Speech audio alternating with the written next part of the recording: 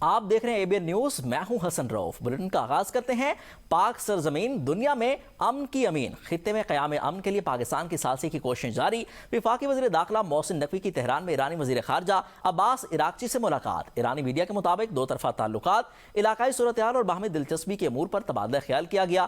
پاکستان اور ایران کے درمیان تعاون کے فروغ اور مشترکہ مفادات سے متعلق مختلف امور بھی زیر بحث آئے۔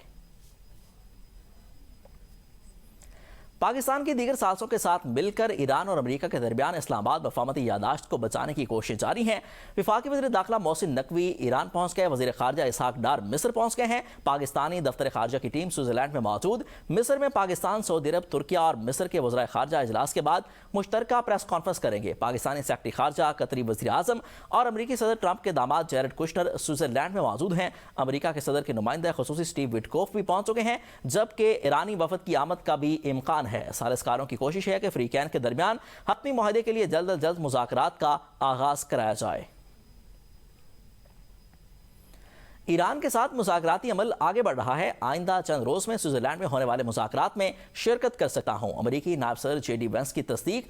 امریکی ٹی وی کو انٹرویو میں کہا کہ سوئٹزرلینڈ کے دورے کے وقت کا تعین خطے کے شراکت دار ممالک کے ساتھ سفارتی رابطوں اور مشاورت کے بعد کیا جائے گا۔ امریکہ کی توجہ اس بات پر مرکوز ہے کہ ایران اپنے جوہری پروگرام کو دوبارہ بحال نہ کر سکے۔ JD وینس نے کہا کہ واشنگٹن اقتصادی دباؤ کے ذریعے اپنی سفارتی برتری برقرار رکھنے کی کوشش کر رہا ہے۔ امریکہ ایران کے جوہری پروگرام سے متعلق طویل المدتی اور قابل تصدیق انضامات کے حصول کے لیے کام جاری ہے۔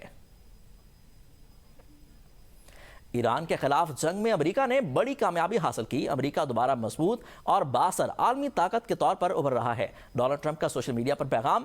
ایران ڈیل پر تنقید کرنے والوں کو سخت تنقید کا نشانہ بناتے ہوئے صدر ٹرمپ نے کہا کہ جنگ کے نتیجے میں ایران عسکری طور پر مکمل شکست سے دوچار ہوا۔ ان کی انتظامیہ نے وہ اقدامات کیے جو ماضی کی حکومتیں کرنے میں ناکام رہیں۔ اوباما نے ایران کو اربوں ڈالر دیے۔ کمزور قیادت کے باعث ایران نے کئی دہائیوں تک فائدہ اٹھایا۔ صدر ٹرمپ نے کہا کہ ایران 47 برس تک اپنے اقدامات جاری رکھنے میں کامیاب رہا، تاہم ان کے اقتدار میں آنے کے بعد صورتحال یکسر بدل گئی۔ ایرانی وزارت خارجہ کے ترجمان اسماعیل بقائی نے ان خبروں کی سختی سے تردید کی ہے جن میں دعویٰ کیا گیا تھا کہ ایران نے بین الاقوامی جوہری توانائی ایجنسی کے معائنہ کاروں کو اپنی جوہری تنصیبات کے معائنے کی دعوت دے دی ہے۔ صحافیوں سے گفتگو کرتے ہوئے اسماعیل بقائی نے یہ دعویٰ کیا کہ بعض ذرائع ابلاغ میں شائع ہونے والی یہ رپورٹس بے بنیاد ہیں کہ ایران نے IAEA کو اپنی جوہری تنصیبات کے معائنے کے لیے مدعو کیا ہے۔ ایران اور امریکہ کے درمیان مفاہمتی یادداشت کی شق 8 کے مطابق جوہری معاملے پر مذاکرات 60 روزہ مدت کے اندر ہوں گے، بشرط یہ کہ دستاویزات کی شق 13 میں درج مذاکرات کے آغاز کی تمام پیشگی شرائط پوری کی جائیں۔ مفاہمتی یادداشت کی شق 9 یہ واضح کرتی ہے کہ 60 روزہ مدت کے دوران ایران کے جوہری پروگرام کی موجودہ صورتحال برقرار رکھی جائے۔ اسی بنیاد پر بوشہر جیسے جوہری مراکز میں جاری معائنے کا عمل معمول کے مطابق جاری رہے گا۔ تاہم ان تنصیبات کے معائنے جہاں امریکہ اور اسرائیل کے حملوں کے باعث IAEA کی رسائی معطل کر دی گئی تھی، مذاکراتی عمل اور اس کے نتائج سے مشروط ہوں گے۔ اطالوی وزیراعظم جارجیا میلونی بار بار تصویر بنانے کے لیے اصرار کرتی رہیں۔ اٹلی میں اپنی مقبولیت میں کمی کے باعث میلونی دوبارہ امریکہ کے قریب آنا چاہتی ہیں۔ امریکی صدر ڈونلڈ ٹرمپ کے اطالوی وزیراعظم پر ایک بار پھر تنقید۔ کہتے ہیں کہ ایران کے جوہری پروگرام کو روکنے کی امریکی کوششوں کے دوران اٹلی نے امریکہ کا ساتھ نہیں دیا۔ امریکہ ہر سال نیٹو اتحادیوں کے دفاع پر اربوں ڈالر خرچ کرتا رہا، لیکن امریکی طیاروں کو رن ویز اور فضائی سہولیات کے استعمال کی اجازت نہیں دی۔ امریکہ نے ان کے بغیر ایران کو شکست دی، جس کے بعد میلونی دوبارہ تعلقات بہتر بنانے کی خواہاں ہیں۔ جنگ بندی کی خلاف ورزی، اسرائیل نے ایک مرتبہ پھر جنوبی لبنان پر بم برسا دیے۔ جنوبی لبنانی میڈیا کے مطابق اسرائیل نے مختلف علاقوں میں 13 فضائی حملوں میں 5 افراد جاں بحق ہوئے۔ دوسری جانب جنگ بندی کے اعلان کے بعد گھروں کو لوٹنے والے شہریوں کو اسرائیلی حملوں کے بعد ایک مرتبہ پھر اپنا گھر چھوڑنا پڑا۔ شہریوں کا کہنا ہے کہ ہم کبھی بھی گھروں کو لوٹتے ہوئے محسوس نہیں کریں گے۔ حزب اللہ کے ہاتھوں فوجیوں کی ہلاکت پر اسرائیلی وزیر سیخ پا متنازع بیان دیتے ہوئے لبنان کے خلاف سخت کارروائی کا مطالبہ۔ اسرائیل کے انتہائی دائیں بازو کے قومی سلامتی کے وزیر بن گویر نے کہا کہ اسرائیلی شہریوں کے خون کا بدلہ لیا جائے گا اور ہر اسرائیلی ماں کے آنسو کے بدلے 1000 لبنانی ماؤں کو رونا چاہیے۔ ہمیں پورے لبنان کو جلا دینا چاہیے۔ بن گویر نے کہا کہ خطے میں سخت اور فیصلہ کن کارروائی کی ضرورت ہے۔ اب سخت ترین اقدامات اٹھائے جانے چاہیے۔ اسرائیل کی لبنان کے بعد غزہ میں بھی جنگ بندی کی خلاف ورزیاں جاری، مزید 5 فلسطینی شہید، 43 زخمی۔ فلسطینی وزارت صحت کے مطابق گزشتہ سال اکتوبر سے اب تک اسرائیل نے 3338 بار جنگ بندی کی خلاف ورزی کی۔ جنگ بندی کے بعد اسرائیلی فوج 1012 فلسطینیوں کو شہید اور 3200 سے زائد کو زخمی کر چکی ہے۔ اس عرصہ میں 100 سے زائد افراد کو گرفتار کیا گیا۔ طے شدہ معاہدے کے مطابق 1.5 لاکھ کے بجائے صرف 54,000 امدادی سامان کے ٹرک غزہ میں داخل ہوئے۔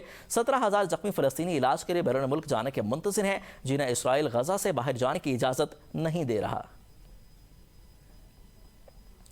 ایران کی اسرائیل کو غزہ سے ایک اور بڑے حملے کی دھمکی۔ ایرانی پاسداران انقلاب کی القدس فورس کے چیف کمانڈر بریگیڈیئر جنرل اسماعیل قانی نے خبردار کیا، حماس کے طوفان الاقصی کے بعد اسرائیل غزہ سے آنے والے ایک اور طوفان کی لپیٹ میں آ سکتا ہے۔ غزہ کے مجاہدین اسرائیل کے خلاف ایک اور بڑا غیر متوقع حملہ کر سکتے ہیں۔ غزہ کے مزاحمتی فائٹرز کے پاس اسرائیل پر دوبارہ حملے کی بھرپور صلاحیت موجود ہے۔ جب ہم نے کہا تھا کہ حزب اللہ کے پاس مرصاد ڈرون موجود ہیں تو آپ نے توجہ نہیں دی اور پھر آپ اس کے نتائج کا شکار ہوئے اور 100 سے زائد اسرائیلی فوجی جہنم واصل ہوئے۔ محتاط رہیں، غزہ میں ایک اور طوفان موجود ہے۔